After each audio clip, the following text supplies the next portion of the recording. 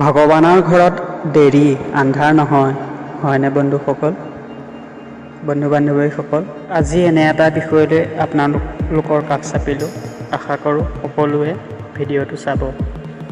আৰু মোৰ অনুৰোধ, মোৰ চেনেলটো যদি আপুনি ছাবস্ক্ৰাইব কৰা নাই, প্লিজ ছাবস্ক্ৰাইব কৰি ল'ব। আৰু এনেধৰণৰ ভিডিঅ'ৰ ন'টিফিকেশ্যন পাবৰ বাবে কাষতে থকা বেল আইকনটো দবাই অল ন'টিফিকেশ্যন বেলটো অন কৰি ল'ব। দুজন শিষ্য আছিল। এজন সদায় মন্দিৰলৈ যায় আৰু নাম কীৰ্তন কৰি খুব ভক্তি কৰে, আৰু আনজন মন্দিৰলৈ নগৈ ৰাস্তাই ঘাটে নাচি থকা নাৰীৰ নাচ গান উপভোগ কৰে। এদিন ঘূৰি আহি থাকোঁতেই নাচ গান চাই অহা শিষ্যজনে কেইটামান সোণৰ মুদ্ৰাৰে ভৰা এটি টোপোলা হেৰাই পায়, আৰু আনজন শিষ্যৰ ভৰিত এটা গজাল সোমাই ইপাৰ সিপাৰ হৈ যায়। আৰু গুৰুৰ ওচৰলৈ আহি ইয়াৰ কাৰণ সুধিলে যে, হে গুৰুদেৱ, আজি মোৰ এনে অৱস্থা কিয়? মইতো সদায় নাম কীৰ্তন ঈশ্বৰ ভক্তি কৰি আহিছোঁ, তথাপিও মোৰ দুখ বেদনাৰে ভৰা জীৱন। আৰু আনজনে নাম কীৰ্তন কৰাটো বাদেই আজিলৈকে মন্দিৰৰ পিৰালিতে ভৰি দি পোৱা নাই, তথাপিও তেওঁ ধন সোণৰ ভাগ্যৰ জীৱন। মোৰ এই যান্তনাৰ ভাগি ভক্তি নকৰা জনৰহে হ'ব লাগিছিল, আৰু তেওঁ পোৱা ধনৰ ভাগি মোৰহে উদয় হ'ব লাগিছিল।